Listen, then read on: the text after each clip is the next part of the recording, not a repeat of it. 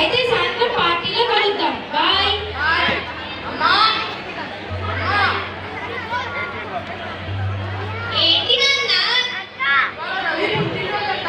సాయంత్రం పార్టీకి పిలుస్తాడు. మిమ్మల్ని కూడా రమ్మంటున్నాడు కదా అమ్మా? నాకు కిట్టి పార్టీ ఉంది నాన్న. నాకు కుదరదు.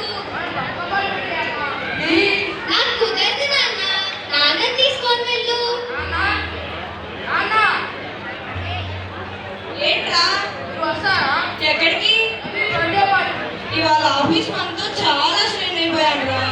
నాన్న